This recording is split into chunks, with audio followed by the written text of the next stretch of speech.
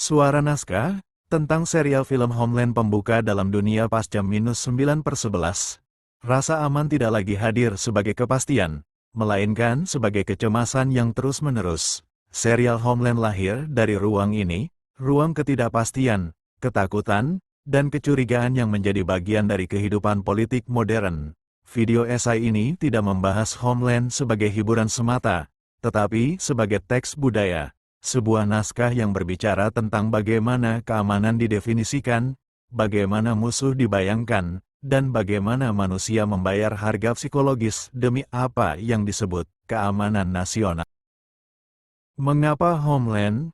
Dalam teori keamanan, Barry Buzan dan Oleg Weifer menyebut bahwa keamanan seringkali tidak muncul dari ancaman nyata, melainkan dari cara ancaman itu dibicarakan. Inilah yang disebut securitization, ketika suatu isu diangkat sebagai ancaman eksistensial melalui bahasa dan narasi. Di Homeland, terutama sejak episode pertama, kita melihat ini dengan jelas. Informasi yang belum terbukti tentang seorang tawanan perang Amerika yang mungkin berbalik menjadi teroris sudah cukup untuk menggerakkan mesin keamanan negara. Ancaman belum nyata, tetapi sudah diperlakukan sebagai fakta. Suara naskah dan politik narasi apa yang kita dengar dari Homeland bukan hanya dialog antar tokoh. Yang lebih kuat justru adalah narasi yang dibangun. Pahlawan atau pengkhianat, pelindung negara atau ancaman dari dalam. Roland Bleeker menyebut bahwa narasi tidak merefleksikan realitas. Narasi menciptakan realitas. Homeland memaksa penonton hidup dalam dua cerita yang saling bertabrakan, dan ketegangan itu adalah suara naskahnya. Ancaman dan Risk Society. Sosiolog Ulrich Beck menyebut dunia modern sebagai risk society, masyarakat yang hidup dari antisipasi bencana. Keputusan diambil bukan karena apa yang terjadi, tetapi karena apa yang mungkin terjadi. Di Homeland, Chia bertindak berdasarkan kemungkinan terburuk, bukan bukti yang menggerakkan sistem, tetapi ketakutan akan kegagalan mencegah bencana. Logika ini terasa akrab di dunia nyata kita hari ini. Karakter dan psikologi politik. Carey Mathison adalah inti dari suara naskah Homeland. Ia brilian, intuitif, tetapi juga rapuh. Dalam psikologi politik, Robert Jervis menjelaskan bahwa pengambilan keputusan selalu dipengaruhi persepsi, emosi, dan bias. Carey adalah perwujudan teori ini. Keputusan intelijen tidak pernah sepenuhnya rasional. Gangguan bipolar, Carey bukan sekadar karakterisasi dramatis. Ia adalah metafora tentang dunia intelijen itu sendiri, tajam, berani, tetapi selalu berada di tepi kehancuran. Moral abu-abu dan dirty hands. Filsuf politik Michael Walzer menyebut konsep dirty hands, situasi di mana tindakan yang secara moral salah dianggap perlu demi tujuan politik yang lebih besar. Homeland hidup di wilayah ini, penyiksaan, manipulasi, pengkhianatan, semuanya dilakukan atas nama keselamatan banyak orang. Serial ini tidak memberi jawaban mudah, ia hanya menunjukkan bahwa dalam perang melawan teror, moralitas jarang hitam putih. Pengawasan dan kekuasaan. Michel Foucault pernah mengatakan, "Visibility is a trap." Dalam Homeland, pengawasan menjadi alat kekuasaan utama. Brody diawasi tanpa henti, bahkan di ruang paling privat. Pengawasan ini menciptakan ilusi kontrol, tetapi juga menghancurkan kepercayaan dan batas etika. Keamanan dibeli dengan pengorbanan kebebasan. Trauma sebagai politik. Teoretikus Jenny Atkins dalam bukunya Memory, Trauma and World Politics menegaskan bahwa trauma bukan hanya personal, ia politis. Trauma adalah hasil dari sistem kekuasaan. Keruntuhan mental Carey, terutama di season ketiga, memperlihatkan harga psikologis dari dunia keamanan. Ia bukan kegagalan individu, melainkan korban dari sistem yang menuntut kewaspadaan yang tidak diucapkan. Namun, penting juga mendengar apa yang tidak diucapkan Homeland. Edward Said mengingatkan bahwa representasi tidak pernah netral. Dalam banyak arc Timur Tengah, suara lokal sering disederhanakan. Timur menjadi latar, Barat menjadi subjek. Diam ini juga bagian dari suara naskah, suara yang harus dibaca secara kritis. Homeland sebagai teks zaman, Cynthia Weber menyebut budaya populer sebagai tempat di mana politik dunia menjadi bermakna. Homeland adalah arsip emosi politik Amerika pasca 9/11, ketakutan, kecurigaan, dan kelelahan moral. Setiap season mencerminkan pergeseran geopolitik global, dari Irak, Pakistan, hingga Penutup, Richard Bett mengingatkan bahwa kegagalan intelijen sering bukan karena kurangnya informasi, tetapi karena kesalahan penafsiran. Homeland mengajarkan satu hal penting, bahwa ancaman terbesar sering bukan musuh di luar, melainkan kepastian palsu di dalam. Dengan mendengar suara naskah Homeland, kita tidak hanya menonton sebuah serial, kita belajar membaca dunia yang hidup dalam ketakutan, kekuasaan, dan pilihan-pilihan yang selalu berbiaya. Suara naskah, tentang serial film Homeland pembuka dalam dunia pasca -9/11. Rasa aman tidak lagi hadir sebagai kepastian, melainkan sebagai kecemasan yang terus-menerus. Serial Homeland lahir dari ruang ini, ruang ketidakpastian, ketakutan, dan kecurigaan yang menjadi bagian dari kehidupan politik modern.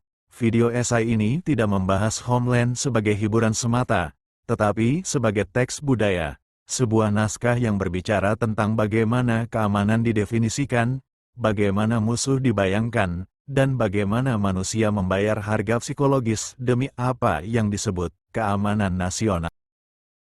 Mengapa Homeland?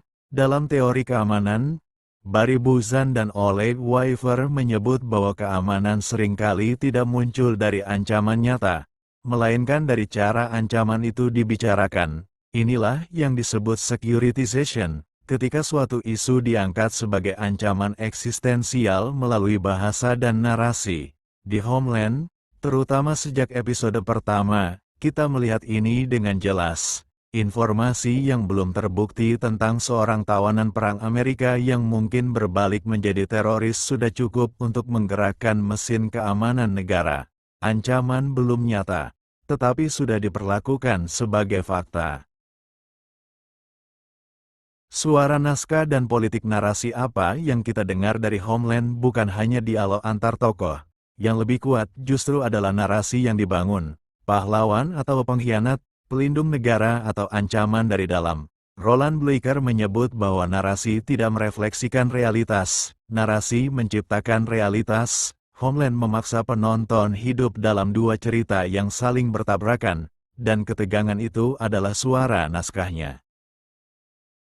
Ancaman dan Risk Society. Sosiolog Ulrich Beck menyebut dunia modern sebagai risk society, masyarakat yang hidup dari antisipasi bencana. Keputusan diambil bukan karena apa yang terjadi, tetapi karena apa yang mungkin terjadi. Di Homeland, Chia bertindak berdasarkan kemungkinan terburuk, bukan bukti yang menggerakkan sistem, tetapi ketakutan akan kegagalan mencegah bencana. Logika ini terasa akrab di dunia nyata kita hari ini.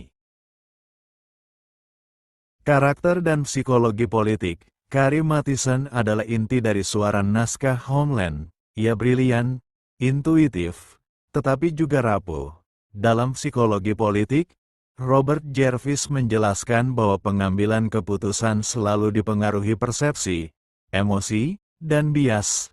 Carrie adalah perwujudan teori ini. Keputusan intelijen tidak pernah sepenuhnya rasional. Gangguan bipolar, Carrie bukan sekadar karakterisasi dramatis. Ia adalah metafora tentang dunia intelijen itu sendiri, tajam, berani, tetapi selalu berada di tepi kehancuran. Moral abu-abu dan dirty hands. Filsuf politik Michael Walzer menyebut konsep dirty hands, situasi di mana tindakan yang secara moral salah dianggap perlu demi tujuan politik yang lebih besar. Homeland hidup di wilayah ini, penyiksaan, manipulasi, pengkhianatan, semuanya dilakukan atas nama keselamatan banyak orang. Serial ini tidak memberi jawaban mudah, ia hanya menunjukkan bahwa dalam perang melawan teror, moralitas jarang hitam putih. Pengawasan dan kekuasaan, Michel Foucault pernah mengatakan, visibility is a trap. Dalam Homeland, Pengawasan menjadi alat kekuasaan utama. Brody diawasi tanpa henti, bahkan di ruang paling privat. Pengawasan ini menciptakan ilusi kontrol, tetapi juga menghancurkan kepercayaan dan batas etika. Keamanan dibeli dengan pengorbanan kebebasan. Trauma sebagai politik, teoretikus Jenny Atkins dalam bukunya Memory, Trauma and World Politics menegaskan bahwa trauma bukan hanya personal, ia politis. Trauma adalah hasil dari sistem kekuasaan. Keruntuhan mental Carey, terutama di season ketiga, memperlihatkan harga psikologis dari dunia keamanan. Ia bukan kegagalan individu, melainkan korban dari sistem yang menuntut kewaspadaan tanpa yang tidak diucapkan. Namun, penting juga mendengar apa yang tidak diucapkan Homeland. Edward Said mengingatkan bahwa representasi tidak pernah netral. Dalam banyak arc Timur Tengah, suara lokal sering disederhanakan. Timur menjadi latar, Barat menjadi subjek. Diam ini juga bagian dari suara naskah, suara yang harus dibaca secara kritis.